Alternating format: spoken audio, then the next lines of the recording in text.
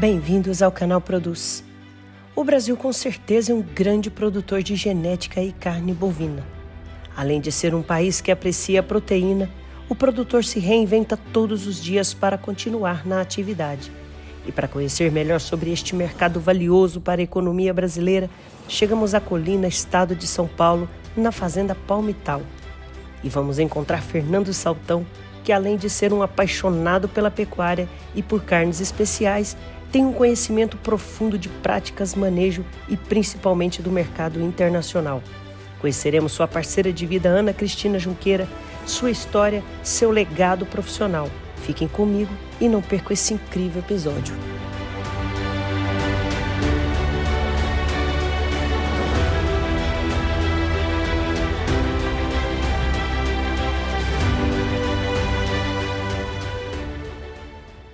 E a Produz chega em Colina, estado de São Paulo. A gente veio aqui conhecer a história de um homem, de um casal que tem muito assunto. Você já conhece, é bem conhecido aí no mercado do boi, mas não a vida pessoal. E isso a Produz vai trazer agora com vocês, Fernando Saltão e Ana. Conta pra nós, Fernando, quem é o Fernando, quem é a Ana, quando que começou, quando que foi esse encontro? Faz tempo. A gente se conheceu na faculdade, os dois com um perfil muito parecido, né, de gente de fazenda, de família de fazenda, que todas as férias, mesmo desde a época de menino, era em fazenda, mexendo junto, tanto eu como ela, e aí a atração aconteceu, né? Você falou, vou casar. Essa é para casar, essa é para tirar a raça, né? E assim, é uma coisa que está dentro de nós, né? Essa questão do meio rural e principalmente de pecuária, né? A gente veio de duas famílias que são de pecuaristas, de gente que foi desbravar, né? Do meu lado foi desbravar sudoeste de Goiás, do lado da Ana foram para Araçatuba, tiveram fazenda no Mato Grosso, né? Numa época que não tinha recurso e tal. Então a gente cresceu admirando tudo isso, admirando essa história e dando valor para ela, né? Então o perfil nosso era muito parecido e aí aquela coisa de faculdade, né? A gente jovem, bem na época de 20 e poucos anos, né? 25 anos e aí aconteceu e nós estamos juntos há 32 anos, né? 32 anos. Fernando, o país te conhece pelo seu perfil, né, no mercado da carne, no mercado do boi, seu perfil empresarial, seu perfil de tocar essa indústria que cresce a todos os dias. Mas poucos conhecem essa vida mais pacata do Fernando, que é de pecuária e que veio de uma família de pecuária como a da Ana também, né? São todos de família de berço rural. Eu tive essa oportunidade de ter ingressado em empresas, né, em corporações grandes, por conta da faculdade que nós fizemos, né, e lá no começo sempre trabalhando com família e tive uma experiência com empresa familiar, mas tive um convite para ingressar um time numa multinacional e fazendo o que eu sempre gostei, né, fazendo o que eu sempre fui apaixonado. Então, fui trabalhar numa empresa, tinha 4 fazendas de vaca e inseminação e 40 mil vacas, era um negócio muito grande, mas já com uma organização, com um organograma, com um orçamento. E daí eu comecei a aprender tudo isso, né? Como que seria trabalhar, fazendo uma coisa que eu sempre fui apaixonado, de uma forma um pouco diferente do que eu tinha vivido até então, né? Que era aquela coisa familiar, né? Ô Ana, como que hoje depois dessa correria toda que foi a vida profissional, agora vocês poderem estar vivendo este momento aqui na fazenda, viver na fazenda? É muito gratificante, né? Porque você passa anos, né, mudando, cidade em cidade, mudando de amigos, né? Até teve em Goiânia, quando nós moramos em Goiânia, a psicóloga falou, você não pode mais mudar, porque tua filha tá precisando de um vínculo. E a gente estava mudando para Lins. Eu falei, como assim? Não tem como, né? Então, quando nós fomos para São Paulo, o Fernando teve uma oportunidade de ir para os Estados Unidos, aí eu falei para ele, ó, esse sonho é seu, eu vou voltar para Colina. E eu nunca gostei daqui, só que eu estava com a necessidade de voltar para minha casa. De viver aqui. De voltar para cá. E fortalecer o vínculo, né? Quando nós chegamos, o Fernando disse que essa fazenda, essa casa vai completar 100 anos no ano que vem, né? Que é todo esse vínculo da sua família, né? Principalmente. E aí, essa correria toda fez você sentir falta de buscar as suas raízes aqui. Então, hoje você está super feliz, né? Nossa, eu não saio daqui para nada. Eu já falei para ele, o dia que eu for embora, eu quero cremar e você solta por aqui em algum lugar. E como que é isso, Fernando? Depois de toda essa correria, mundo afora... Na verdade muda um pouco a correria, né? Porque a gente continua correndo, né? Porque a gente tem uma coisa... Você falou vida pacata, não tem nada de pacato, ele não para um minuto. Porque a gente enxerga oportunidade e quer sempre estar fazendo alguma coisa a mais, né? A gente nunca tinha imaginado em ser agricultor. Né? Nunca passou pela minha cabeça. Você estava em paz, você falou, vou arrumar problema. Nunca passou pela minha cabeça, mas a gente teve uma situação na fazenda de Goiás que a gente tinha passado por um processo com um arrendamento de cana, e aí essa usina estava em dificuldade, a gente retomou a fazenda e a fazenda precisava ser refeita. A forma que a gente refez, com investimento baixo, a gente não é muito de se endividar, e a forma que a gente fez, eu sabia claramente na minha cabeça que aquilo ia durar um tempo e depois essas pastagens iam estar degradadas. E foi uma região um pouco difícil, porque tem veranico forte, a gente está falando lá de São Simão, em Goiás. E aí tinha um pessoal que começou a testar variedade de soja que aguentasse veranico. Isso há quantos anos, Fernando? Tem 4 anos. Então é uma coisa que a gente está aprendendo, né? Só que eu combinei com a Ana, falei assim, do boi a gente não vai largar. Então, como lá é uma região que ainda não dá safrinha, ainda precisa fazer perfil de solo, coisas que a gente está aprendendo, a gente tem uma safrinha de boi.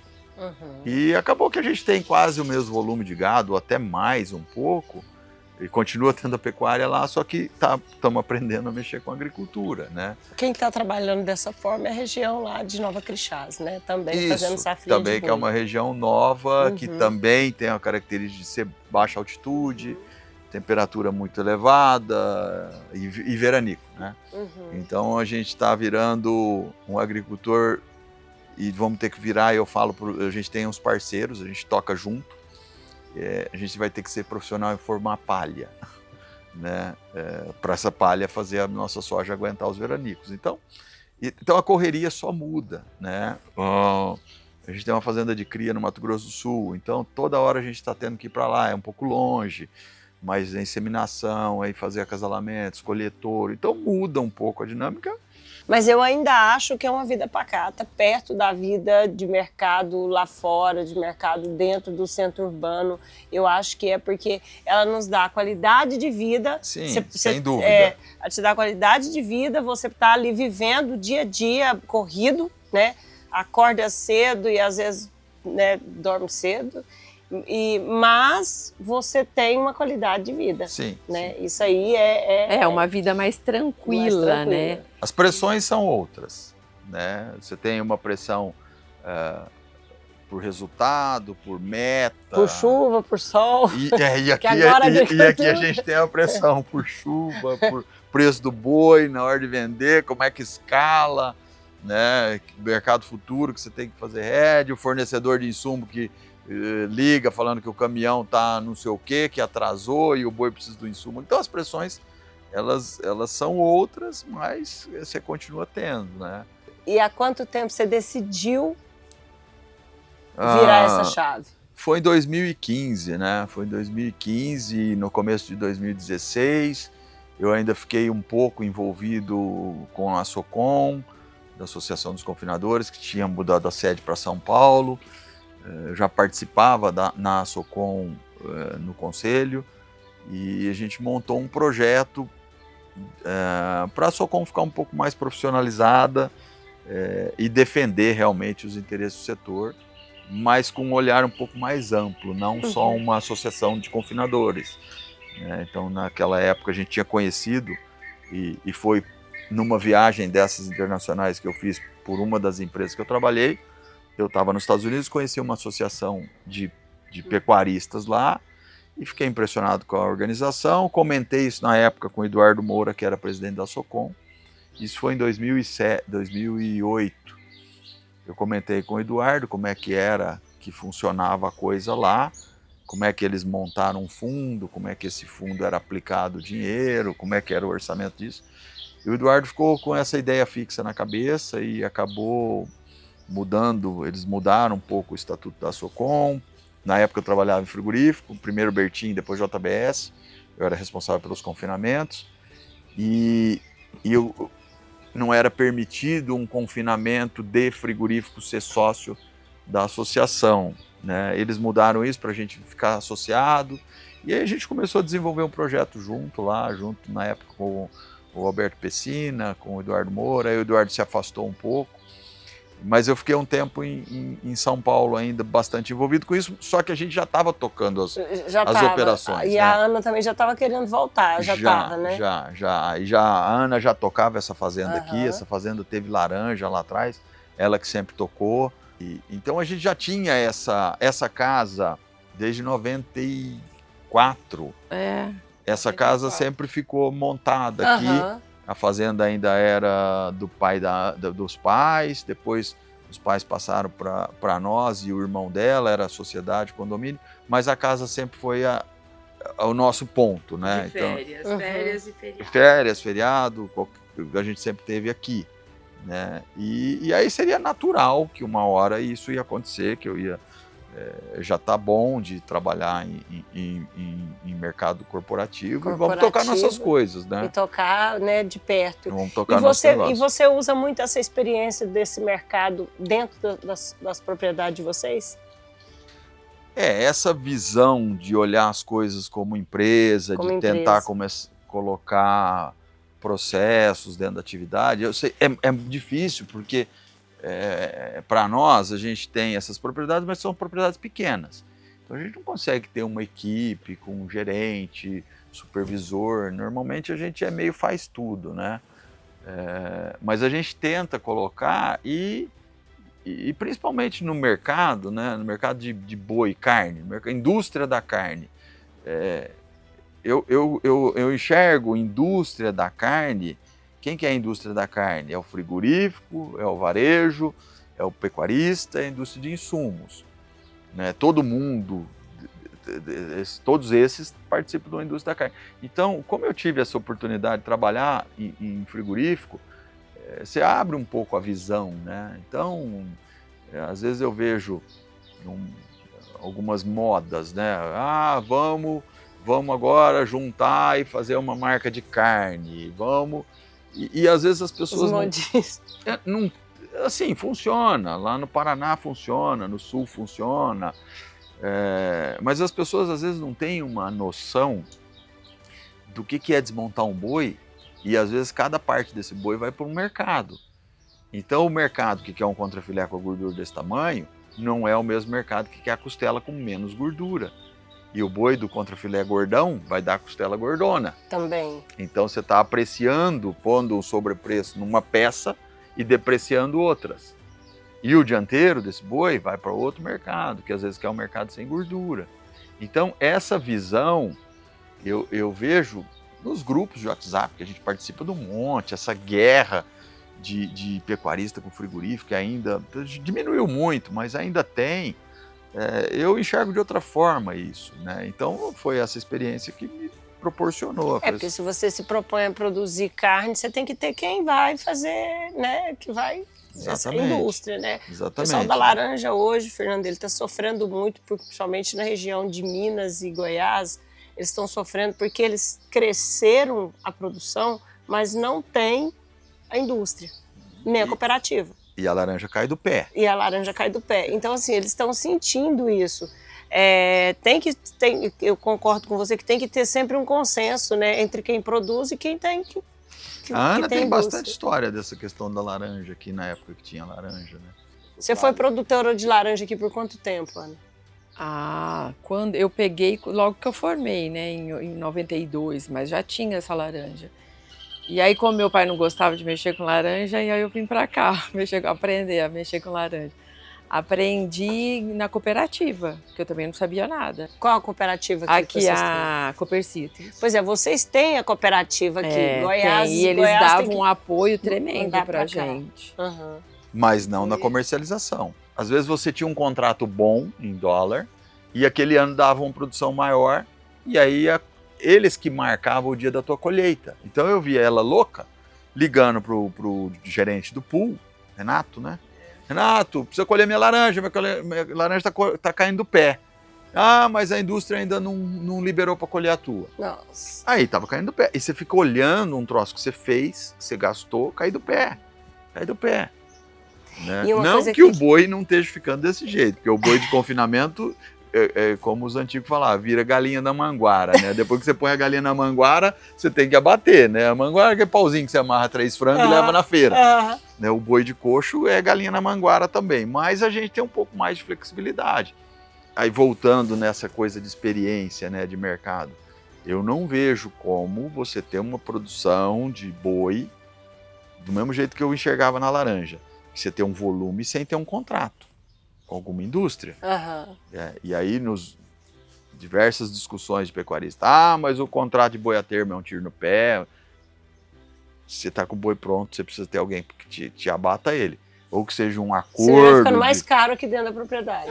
Vai chegando a hora que ele não fecha a conta mais, ele começa fecha. a comer o lucro, ele tem que ser abatido. Né? Então, como é que você garante esse abate?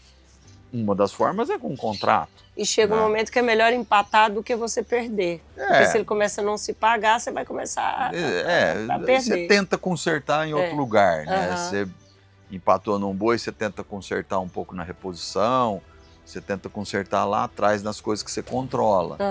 Né? Fazer uma recria mais eficiente. Né? Como o nosso confinamento aqui ele é exclusivo para terminar o boi que é recriado por nós, então ele é uma peça dentro de um processo maior, né? Então a gente tem a recria, tem um pouquinho de cria, tem a recria e tem a engorda. Eu preciso ter ele, porque senão eu não consigo recriar nos níveis que a gente recria de lotação por hectare. Né? Então quando chega a entrada da seca, a gente precisa ir confinando o boi.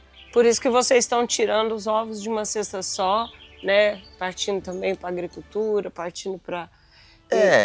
Na realidade a agricultura a gente encara como uma atividade que é complementar e ter uma pecuária ali do lado, né? Realmente o boi ainda é um bom negócio, porque ele pode, por mais que ele fique um pouco mais no pasto ou no confinamento, ele não vai perecer ali, né? Exatamente.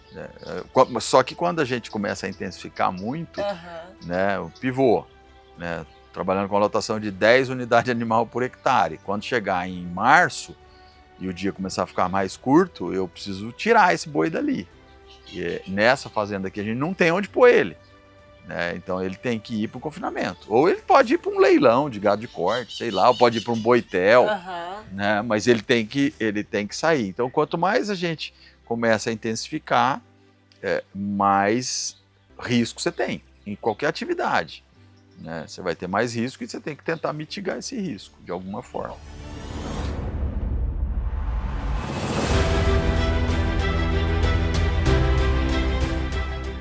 Fernando, o mercado da carne, ele está assim, crescendo, porque a população não para de crescer, né?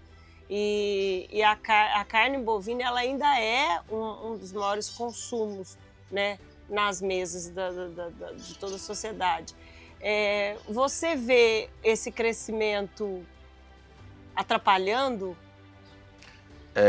O crescimento de muitos animais, de muitos confinamentos atrapalhando o negócio? Então, lógico que qualquer coisa que você tem uma super oferta em um determinado momento que você não tem saída vai te atrapalhar em preço, né? É natural isso aí.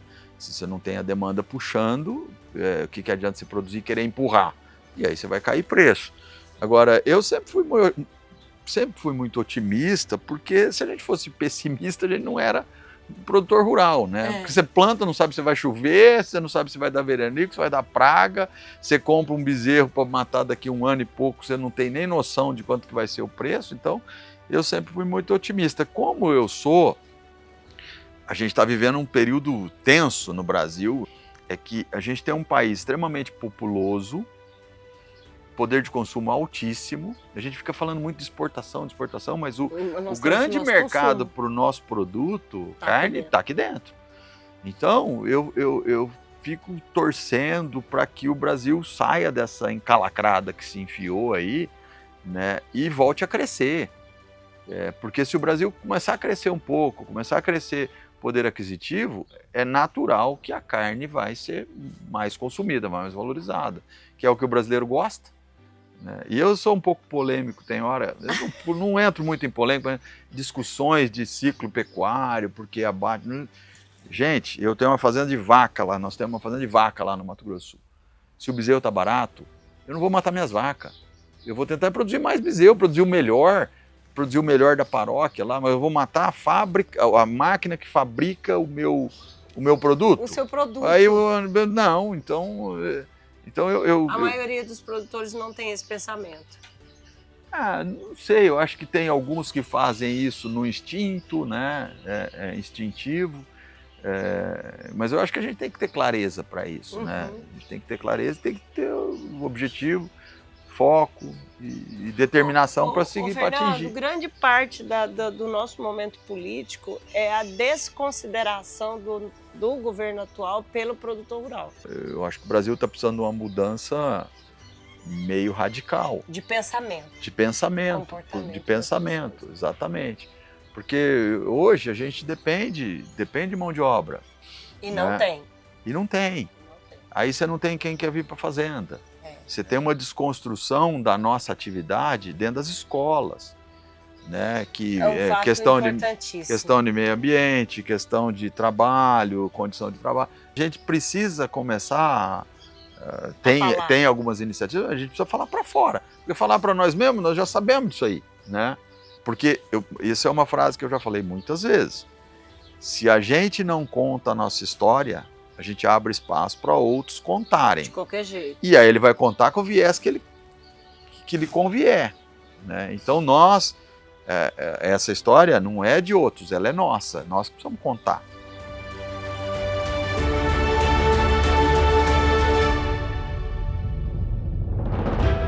Ô Fernando, e essa situação americana hoje, politicamente falando? Isso pode nos prejudicar cada vez mais? Essas sanções que vêm dos Estados Unidos, elas vão prejudicar momentaneamente, né? Porque é um mercado que taxa, só que abre outros mercados, né? A Rússia já foi sancionada, a Irã já foi sancionado, né? Tem vários países aí. E o Brasil, pela diversidade que o Brasil tem, nós exportamos carne bovina, se não me engano, para uns 160, 170 países, né? Com essas aberturas agora. Então, quando lá nos Estados Unidos com carne, funciona assim. Os americanos produzem muito mais carne que o Brasil com metade do nosso rebanho. Então os caras têm uma eficiência, eles abatem, não tem mágica. Abate mais novo, genética e nutrição. Basicamente é isso que os caras fazem. Esse é o segredo deles. Não tem segredo. Não tem disponibilidade de terra, então eles matam lá o animal com 18 meses com 24, 25 arrobas, né, de carcaça. Então produz muito mais carne, com metade do nosso rebanho. Se não me engano, o rebanho americano está com 90 e poucos milhões de cabeças, que a gente tem mais de 200. E eles produzem mais carne que nós. É o maior mercado consumidor do mundo, e aí ele exporta um pouco de carne para os mercados que pagam muito, tipo Japão e Coreia, que querem carcaças extremamente gordas, e são abastecidos por Austrália e Estados Unidos. E aí ele cria um buraco lá dentro que ele precisa de carne magra para os processados dele, né? E carne para hambúrguer, para industrializado. Então essa carne magra do Brasil entra igual uma luva, né? Então eles precisam. Com essa tarifação, o Brasil não fica competitivo, ele vai comprar carne no México e acontece a mesma coisa. Cria um buraco lá no México, o México vem e compra do Brasil. Se olhar os números de exportação, o Brasil está exportando bastante para o México. Então eu acho assim, pode dar uma zebra? Pode. Vai ser momentânea. As coisas vão se ajustando.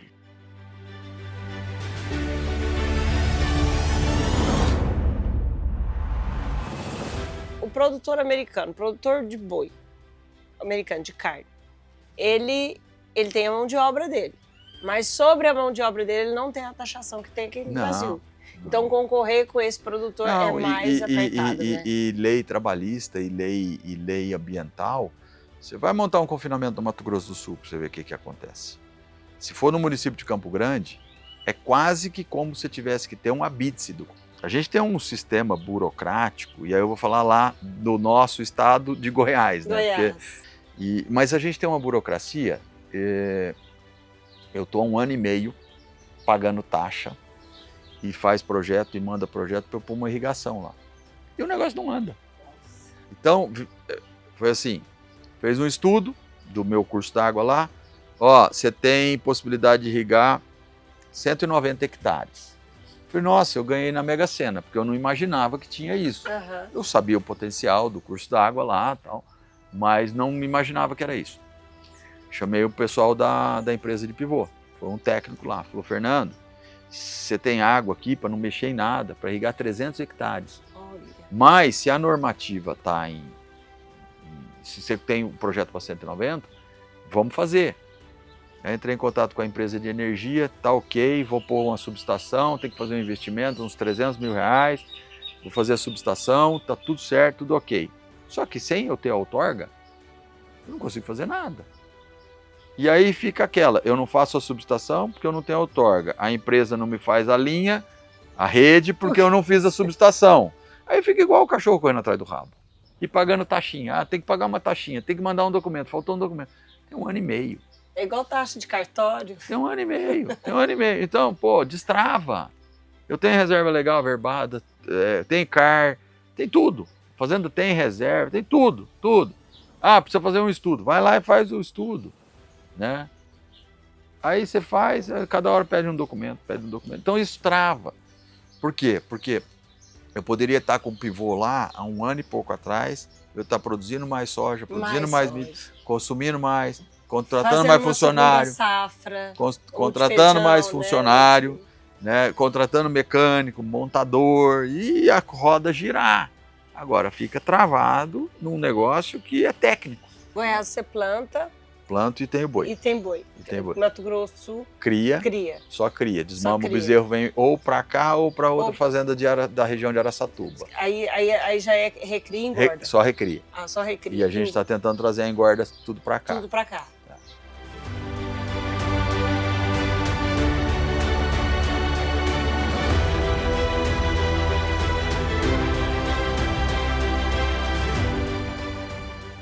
Nós estamos vivendo um momento complicado de boi agora, né? Muita oferta, o mercado meio reduzido, mas a gente segue no nosso propósito, né? Mas você falou de tropa, né? E a gente cria quarta de milha há mais de 30 anos. A tropa de jumento nacional, que veio desde a minha sogra, meu sogro, e nós estamos tocando esse jumento, meu cunhado também toca. É uma tropa. Você tem ele aqui? Aqui. Então tem bastante história, né? Essa tropa, esse rebanho nosso de jumento nacional tem 81 anos, né? A história, né? A gente tem essa coisa de preservar a raiz, de preservar a história, né? Uhum. Então estão aí esses jumentos, a gente vende para produtores de burros, né? E vão para o Mato Grosso do Sul, fazer tropa de serviço. E assim, é sem modismo, né? Essa tropa, da mesma forma que meu sogro lá atrás criava manga larga paulista sem modismo, ele criava o jumento nacional sem modismo, e nós criamos quarta de milha sem modismo. A gente cria cavalo porque a gente usa cavalo. Porque vocês precisam dele aqui. Então, lógico que a gente tem que estudar pedigree, acasalamento, ver o que está dando performance, mas a gente tem muito claro na nossa cabeça que tem algumas características que a gente não pode abrir mão. Então, a nossa tropa é uma tropa de ossatura um pouco mais forte, por conta das bases que nós usamos lá atrás. É uma tropa que tem docilidade, é uma tropa que trabalha. Né? Então, é sem trabalho. modismo de pelagem, de colorido, porque De olho o claro. leilão... Não, olho claro o mosquito adora, né? E é um perigo um cavalo de olho claro daquele refugar ou não ver um buraco e cair com você. Então, a gente usa cavalo para isso, né? A gente tem o nosso cavalo é para lidar com o boi nosso, né? Lidar aí para as fazendas. Então a gente tem cavalo que está competindo, né? Tem um cavalo que é um garanhão que a gente tem uma sociedade, ele vai competir no Porto Futuro agora em outubro, em Araçatuba, mas a gente escolheu na época que foi comprar esse animal, a gente escolheu dentro de um animal de pedigree moderno, de linhagem moderna, mas que vocês possam usar aqui também. E que vai agregar aqui sem descaracterizar o que a gente tem.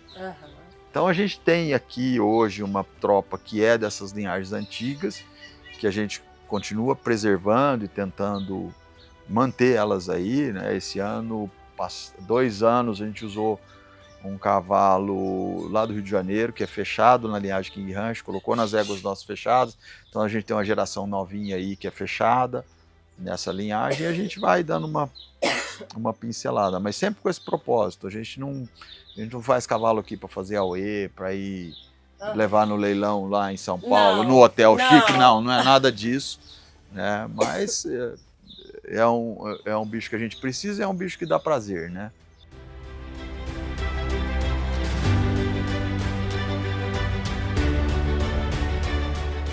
O jumento nacional é um jumento que dá um animal um pouco mais robusto, mais musculoso, de índole muito boa, né? Porque hoje a gente tem que pensar também lá no nosso funcionário, né? Que ele precisa estar num animal dócil, ele vai laçar um bezerro para curar um umbigo, a vaca vai investir no burro, eu vou investir nele, ele tem que subir no burro, né? Então não pode estar dando coice, essa história toda. Então essa raça de jumento, ela é dócil. Ela é mais dócil, ela é mais robusta, um bicho rústico, mais musculoso, muito bom de aprumo, principalmente aprumo traseiro, né, para subir e descer lá. Então funciona bem. A gente, quando vai lá, tem os burrão lá para a gente montar. Vamos conhecer então, nos leva para conhecer a fazenda, conhecer essas criações, ver o confinamento, ver a forma de vocês trabalham. Vamos? Vamos lá.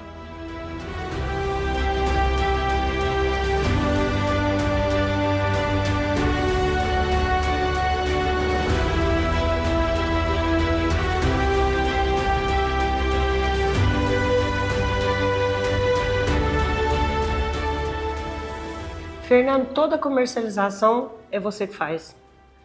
A Ana ajuda, né? Tem a parte mas é vocês, não tem escritório, é só vocês? Não, a gente tem um escritório em Colina, administrativo, de apoio, né? Que tem um software lá que controla todos os custos e gera relatórios. E a Ana faz toda a parte financeira, mas assim, a definição, principalmente de gado, né? De compra, venda de boi, é direto comigo. Então não é dela? Não, é dela.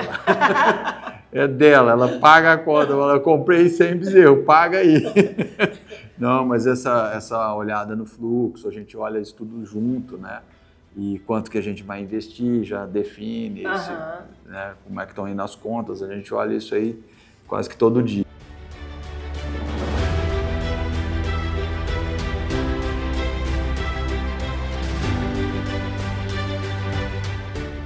Nós temos uma consultoria na parte de nutrição, que é do Maurício Lerro, e aí a gente vai alimentando é como se fosse um software, que não é um software, mas é uma planilha bastante complexa, que aí vai me dando os consumos, como é que está indo, como é que está o estoque de insumo. Entendi. Para cada dieta, cada lote de boi, a gente vai acompanhando aqui. Fernando, você carrega na sua história e no legado, né, de um grande profissional, algumas histórias que ninguém, assim, a maioria não sabe, né? E aí você vai me contar. Vamos começar por esse boizinho aqui.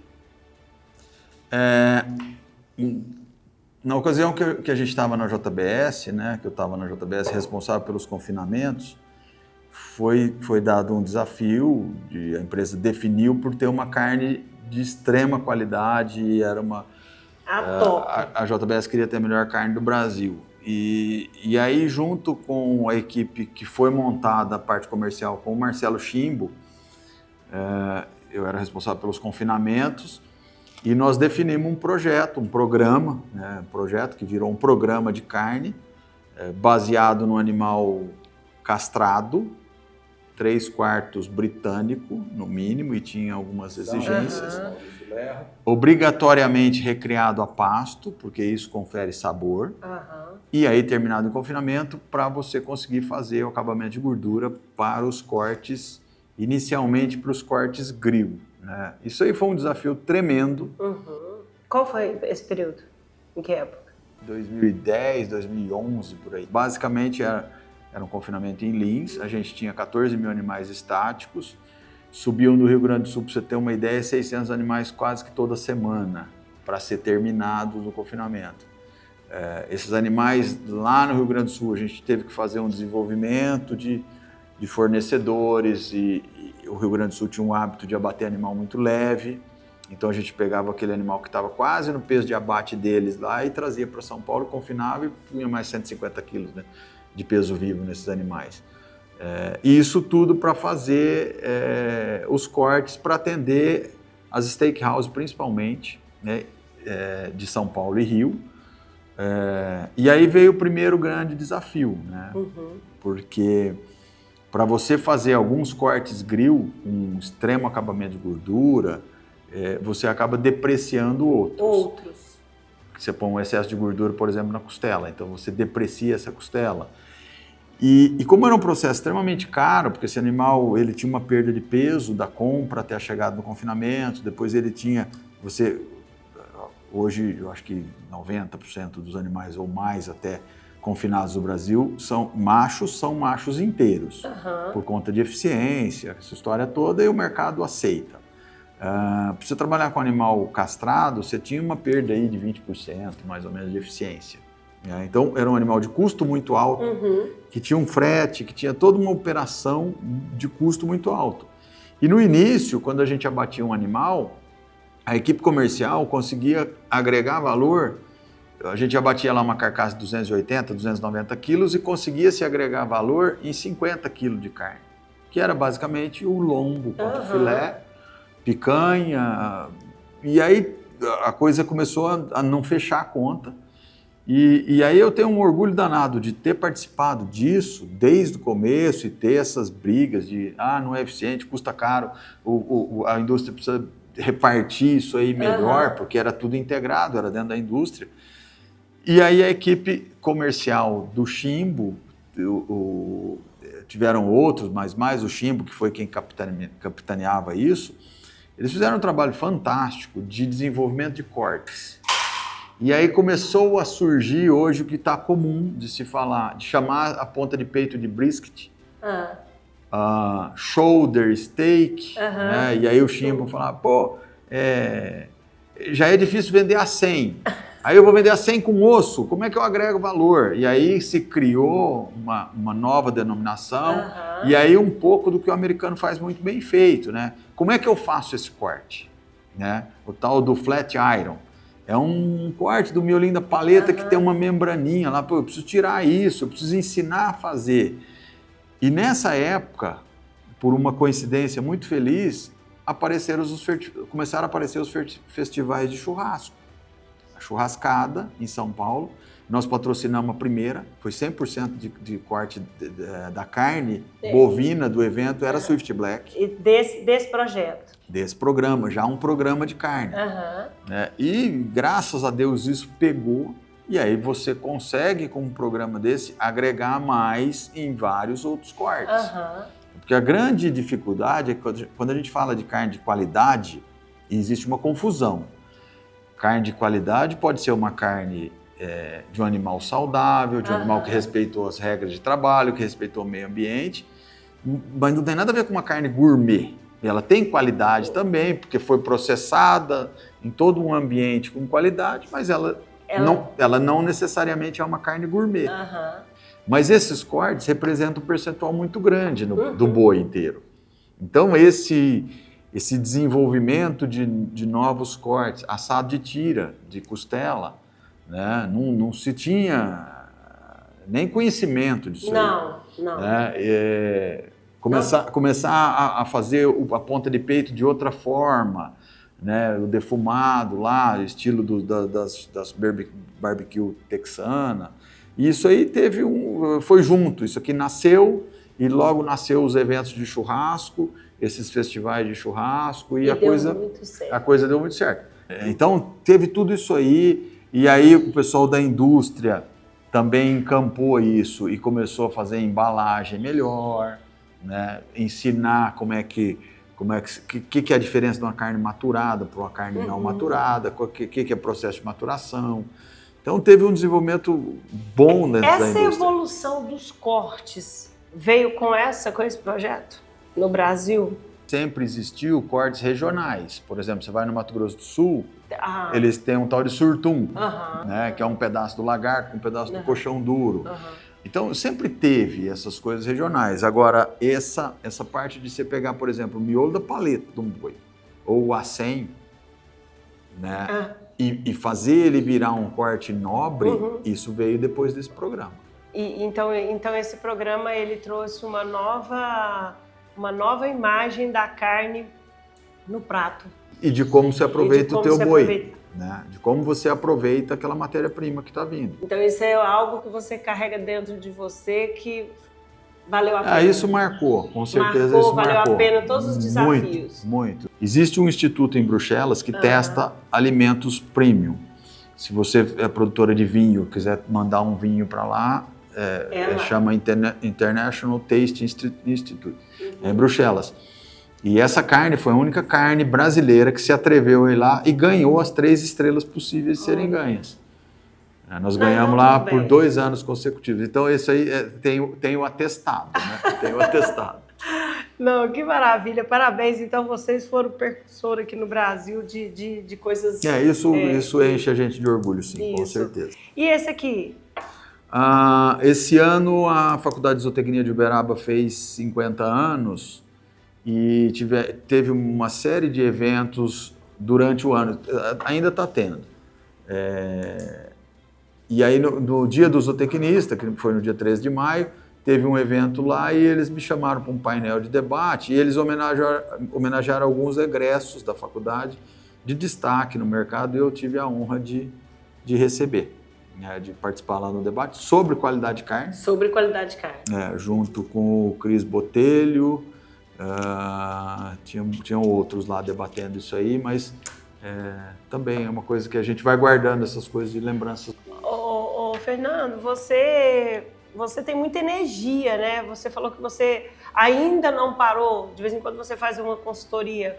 Tá no sangue, tá no coração, querer somar cada dia mais para o crescimento da cadeia no país, né? Eu acho que todo conhecimento ele deve ser distribuído, né? Então, se eu tive oportunidade de ter tido esse conhecimento, de conseguir montar junto com um monte de gente competente, eu me sinto meio na obrigação de disseminar isso aí. Eu não vou guardar só para mim.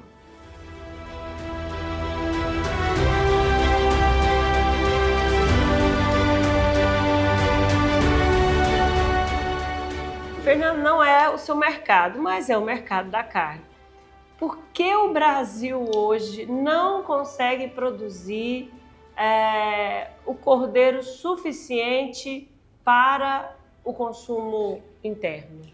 Eu não tenho tanta experiência com cordeiro, mas o que eu vejo é assim, existe uma demanda, né? Tanto é que você vai nas churrascarias aí, o cara tem 1, 2 cortes de cordeiro, quer ter mais, mas normalmente é só a paleta e o carré, o resto também enrosca. O que eu percebo do cordeiro é assim, o produtor não investe em cordeiro porque a indústria não investe, não tem abate, porque a indústria acha que não vai ter volume de produto. Sendo do produtor. Então, é uma coisa que acaba não andando, né? Não anda. Mas aí eu tenho uma exportação, eu tenho uma importação dessa carne Sim, que é grande. sim. Então isso demonstra que eu tenho um consumo. Sim, sim, mas por exemplo, as steakhouses de São Paulo, elas normalmente importam só a paleta do cordeiro patagônico. Ele não importa o pescoço, nem o pernil, entendeu? Então, É o que você falou, precisa saber o que faz com o restante. exatamente. E assim, se falar hambúrguer de cordeiro, não tem saída, não vai sair. Eu acho que o negócio de cordeiro no Brasil, ele não roda por isso. O produtor não investe porque não tem onde abater. E o abatedouro não investe porque não sabe se vai ter volume de produção. Eu acho que o que acontece é isso. Talvez uma produção integrada funcionaria.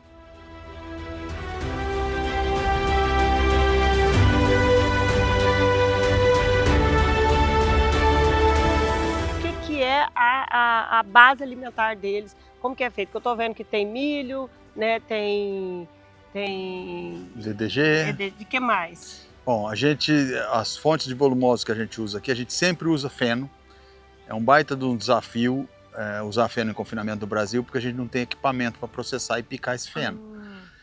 Os equipamentos que tem são de baixa produção, tal, mas como a gente produz feno há mais de 20 anos aqui na fazenda, e a gente, por experiência, a gente sabe que uma dieta com um feno na composição, ele te dá uma segurança de qualidade de fibra, para você não ter problema de acidose.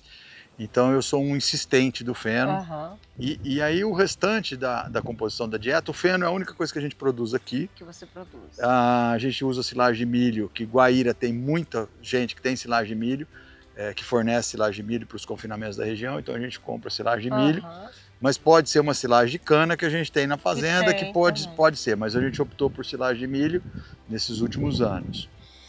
Milho também vem de Guaíra, DDG, que é o coproduto do etanol de milho, núcleo ureia e esse ingrediente aqui que é uma coisa interessante que está começando agora, por conta do aumento de produção de amendoim. Ah, casca de amendoim. É a casca do amendoim. Ele entra como fonte de fibra, de excelente qualidade, tem palatabilidade e está indo super bem. E assim, tem um problema de armazenagem, porque é um alimento que não tem densidade, ele ocupa muito volume, mas está funcionando. Né? As boiadas, quando chegam, a gente normalmente oferece só feno, depois começa a passar uma dieta de adaptação e aí vai como qualquer confinamento. E esse coxo não é o que a gente vê nos confinamentos normalmente. De onde que veio essa ideia? Esse coxo, eu conheci esse sistema de coxo, é concreto extrusado. Eu conheci isso nos Estados Unidos há um tempo atrás e falei, bom, essas máquinas existem no Brasil porque é a mesma máquina que faz meio fio ou aquele perfil New Jersey que separa a rodovia. Aqueles blocões de concreto. E aí, felizmente, abriu uma empresa aqui no Brasil que faz esse coxo, que presta esse serviço. Então ele já faz o coxo, faz o pé de coxo, faz esse concreto beirando a pista de trato aí, que eu acho isso bem importante para não forçar a célula de carga do vagão, né, dar mais durabilidade no equipamento, não fica tendo que fazer manutenção, que é esse pedacinho de concreto que tem ali do coxo para cá. E aí ele já faz o pé de coxo também. E eu tô vendo que você tá com obra aqui, que deve ser algo de encanação, não sei porque você tá perfurando, tá furando, né? Isso, nós vamos passar um duto de água aqui, porque o nosso carregamento é aqui, né? O carregamento, os boxes ainda não estão prontos, a gente está improvisando com esses fardos. Tá em obra, né? A gente está improvisando com esses fardos de feno, fazendo a separação dos ingredientes, mas o nosso carregamento é aqui, então eu preciso pôr um cano d'água aqui para umedecer a dieta. Então um duto aqui, e aí já vem energia também, um duto de energia para colocar câmera aqui. Essa é uma das coisas que falta na maioria dos produtores hoje.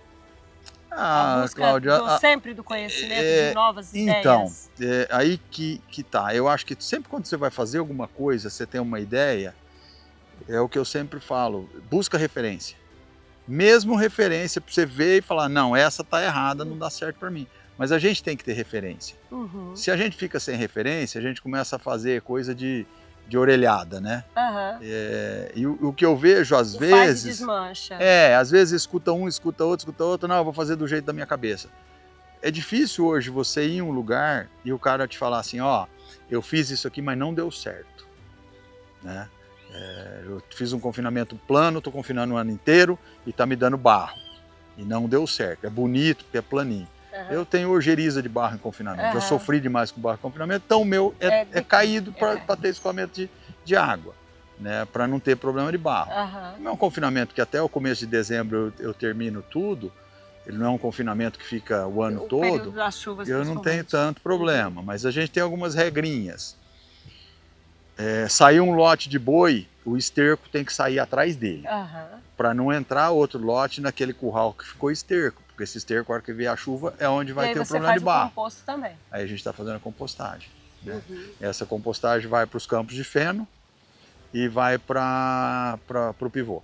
Então, de tudo você está reaproveitando, de tudo você está aprendendo para que a propriedade ela fique cada vez mais produtiva e rentável. Sim, sim. E tem ano que a margem é tão pequena que a gente brinca, fala assim, esse ano sobrou só a bosta. Não é, sobrou NPK que vai para o campo de feno, sobrou matéria orgânica. Que vale muito, né? Que vale muito, Na né? agricultura, então... A gente tem exemplo de confinamentos grandes aí, que são produtores de cana grande, que eles já estão independentes de macro nas lavouras deles.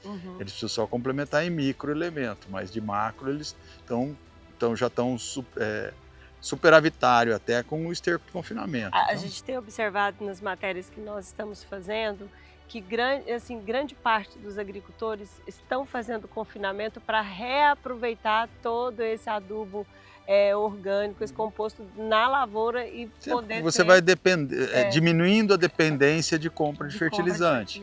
E aí você sai de uma variação de dólar, de guerra na Ucrânia, né? Porque pelo menos uma parte desse fertilizante você consegue produzir. Só complementando, Cláudia, a gente falou da casca de amendoim, que é um produto regional. Essa produção de amendoim está crescendo muito aqui nas reformas de cana. E então tem um produto, um coproduto aí, eu não gosto de falar subproduto, coproduto que está disponível. E o grande, né, dessa região aqui, o grande coproduto que tem disponível é a polpa cítrica, né, que é a polpa de laranja das indústrias de laranja.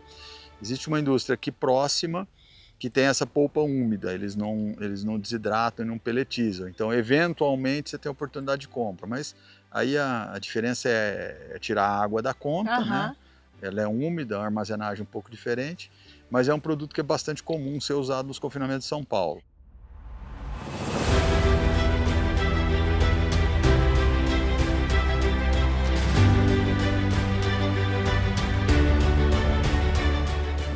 Essa é a tropa, daqui são as matrizes, né, de jumento nacional, e a gente tem uma particularidade, a gente está em estação de monta agora, apesar de estar seco, mas a jumenta, diferente da égua, ela cicla o ano inteiro, então a gente prefere emprenhá-las na seca, a gestação é mais ou menos 1 ano, então os jumentinhos vão nascer na seca e não vão ter problema com excesso de umidade. A gente toma um cuidado aqui, todo jumentinho quando nasce a gente faz uma tosquia no lombo, para não cair orvalho, o orvalho não parar, porque eles são sensíveis quando são novinhos, pode dar pneumonia. Então é um animal rústico, mas a gente precisa ter esses cuidados, né? E a tropa é isso aí, é rústica, é solta, criada no pasto o ano inteiro. E essa tropa aqui, ela tem data ela tem datas e datas e datas, tem, né? 81 anos esse plantel, né?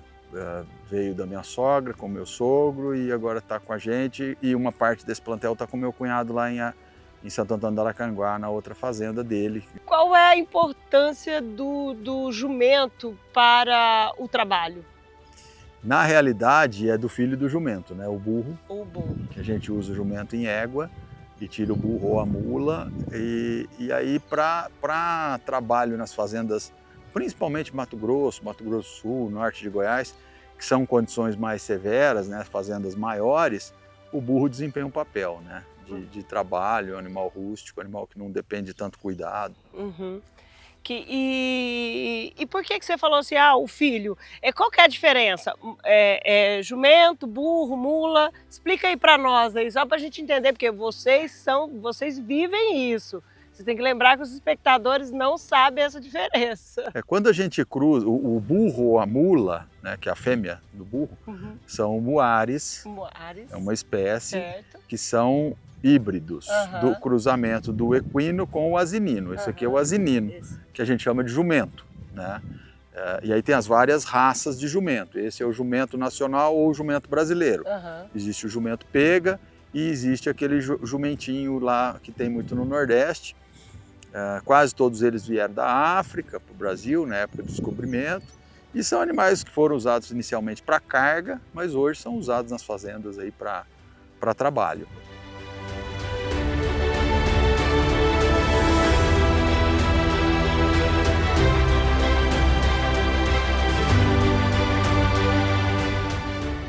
Fernanda e Ana, que dia incrível, né? Que dia incrível. Chegamos ao final de mais um dia, mais uma gravação e tantas curiosidades, tanto conhecimento. Eu não canso de dizer que cada propriedade e cada produtor que a gente conhece, a gente leva uma carga de conhecimento muito grande e eu tenho certeza que os nossos espectadores também, né?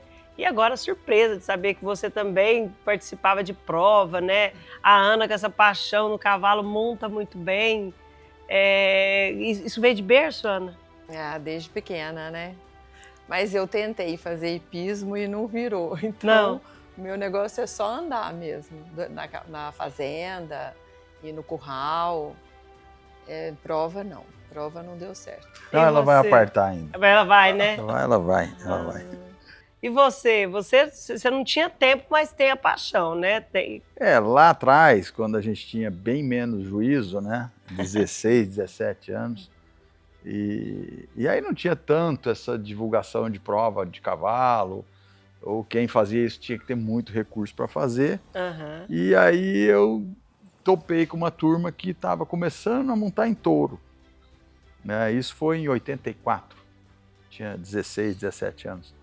Aí comecei a montar, o pessoal... Você montou em touro também? Eu montei 6 anos. Depois você conta o que você não fez? Vamos fazer um episódio de coisas que você não fez? Não, eu não andei de skate, eu não andei de jet ski, né? Moto muito pouco, né? Nunca corri de kart. Eu não fiz dancinha no TikTok. Balé, esses negócios eu nunca fiz, né? Montei em boi, depois eu lacei um tempo, aí depois já casado aqui em Colina, e aí já com a tropa que a gente estava fazendo, eu lacei uma época. No comecinho do Team Penny, a gente corria Team Penny. Meus parceiros eram todos de Araçatuba, então não treinava tanto, mas o Team Penny era uma coisa do dia a dia nosso de fazenda, né? E aí, mais recente, eu tive a oportunidade de comprar um cavalo já pronto, de apartação, e aí eu comecei a apartar. E a apartação é uma coisa assim que, quando me apresentaram a apartação, um treinador me falou: por que você nunca montou num cavalo de apartação? E eu respondi para ele, falei: porque me falaram que se um dia eu apartar, eu vou virar vagabundo, não vou querer fazer mais nada, só vou querer fazer isso. E realmente é uma prova que te fascina. Ela às vezes é meio morosa, meio chata para quem está assistindo e não entende muito, mas quando você está montado num cavalo ali, você solta a rédea e o cavalo trabalha praticamente sozinho, é um negócio que te marca, né? Então...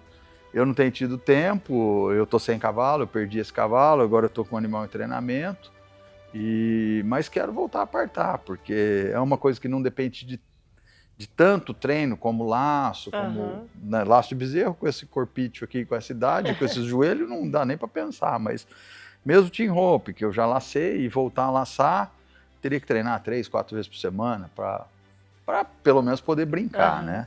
E na apartação dá para você fazer uma coisa um pouco mais, treinamento um pouco mais light aí, o treinador estando montando.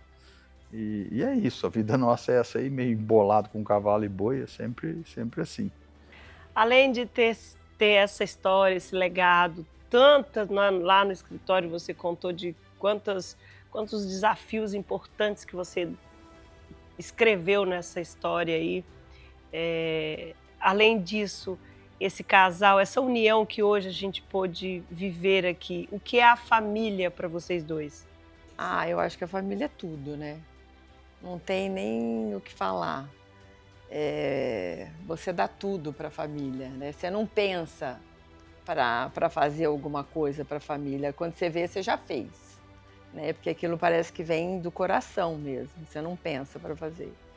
Mas hoje em dia, a gente aqui na fazenda tocando o nosso negócio, a família para a gente é a continuidade de tudo que a gente está fazendo hoje, né? Que na realidade nós estamos dando continuidade do que nossos pais e do que os nossos avós fizeram, né? Então eu acho que a gente tem isso muito arraigado, né? A gente não cansa de contar histórias, né? De quando os avós começaram a abrir isso e a gente tem um orgulho danado disso aí, de estar continuando e tentando passar para que os filhos sejam sucessores, né? E não simplesmente herdeiros. E esses valores todos, ele tem um princípio muito importante que é Deus. Sim. E o que é Deus para vocês? Olha, eu acho que a gente sem ter fé, sem acreditar que existe um Criador, existe um propósito para cada vida, que ânimo que você vai ter de levantar da cama e romper e fazer alguma coisa? Porque para a gente, Deus está em todos os lugares. Está aqui dentro. Está aqui dentro, está em todos os lugares, está no dia a dia, está no nosso dia, né? Então não está só lá na igreja, né? No domingo. Ele é o 7 princípio, horas. né, do seu dia, né? E você não vai amanhecer lá, então é o princípio. E a gente vê, né, tanta coisa acontecendo, parece que o mundo está ficando mais cheio de conflitos, de atrito. Quanto mais as pessoas se evoluem, parece que elas crescem um ódio, a sociedade, alguns, não vamos generalizar, a política, ela tenta destruir alguns dos princípios, algumas das bases, e uma delas é a família. Outra importante é a base produtora rural, que é quem coloca o alimento na mesa. A gente sabe que onde que não tem alimento, tem fome, onde tem fome, tem coisas ruins, tem né? Guerra. Né? Então, assim, como que vocês dois hoje enxergam essa sociedade que não conhece vocês? Então, eu acho que hoje a gente vive hoje a era da informação. Essa informação que não chegava, né? Hoje ela chega em tudo quanto é canto do mundo. As pessoas têm um celular que está ligado na internet. Então, essa informação, ela quando usada para o bem, para bons propósitos, é tudo ok, está ótimo, é conhecimento e tal. Mas também, da forma que essa informação chega distorcida e algum viés de quem está passando essa informação, ela gera inveja, ela gera conflito, né? Ela gera distorção e quebra de valores, porque é a forma que essa informação... Então, o que eu costumo dizer para o pessoal que trabalha com a gente e tal, a gente precisa pegar a informação, tipo matar no peito, pôr a bola no chão, entender de onde que está vindo essa informação, qual que é a fonte, né? O que vem com isso aí, qual que é o intuito. É que no automático, você está no dia a dia, né? Tem uma hora que você pega e rebate uma bola que veio torta, você rebate esses grupos de WhatsApp que ficam repostando tudo que chega, né? E se você ficar lendo tudo que vem, você fica louco, você não trabalha, você desanima. Eu não posso falar o que eu penso, porque as pessoas me atacam, porque é assim, exato, né? Hoje tá assim, né? Tá assim. E eu sempre fui de falar o que eu acho que...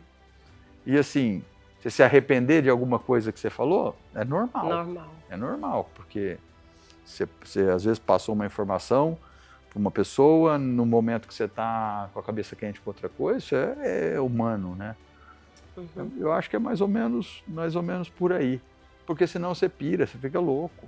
E esse, família, é o papel da Produz. Trazer para a sociedade, trazer para o colega produtor, quem somos nós, o que nós queremos, né, em que nós acreditamos. Então, eu quero uma mensagem sua, Fernando, para os nossos espectadores e também para os nossos colegas produtores. Eu acho que o canal, como o canal Produz, a gente tem que parabenizar, porque você está levando informação de qualidade, e essa troca de informação e assim, sem barreira, né? Você procurar pessoas como você procura, que não vai esconder nada, não tem pegadinha, eu não estou aqui porque eu quero vender alguma coisa, né? Então é muito saudável você ter um canal desse, né? Um canal de informação de qualidade. E voltando a dizer, eu acho que a história do produtor rural brasileiro, ela é nossa. Quem tem que contar ela somos nós.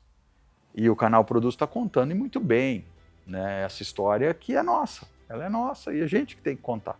A nossa classe deve ser encarada como uma classe não pejorativamente como ela é normalmente encarada, né?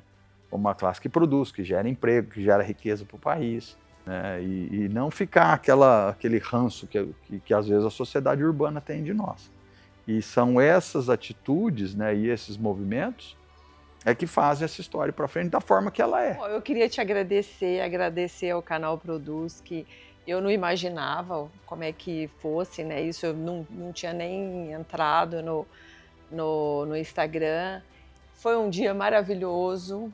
Eu nunca passei por isso, né? Foi uma experiência nova para mim e foi ótimo. O que a Ana acho que está querendo dizer é o seguinte: a gente é bastante discreto com as nossas coisas, com exceção de Instagram, tal, que a gente posta coisa, mas a gente é discreto por quê? Porque a gente não tem, assim, o produto principal que a gente tem é boi, que o cliente nosso é frigorífico, né? Então não é uma coisa que você precisa ficar fazendo propaganda, tal. Com certeza.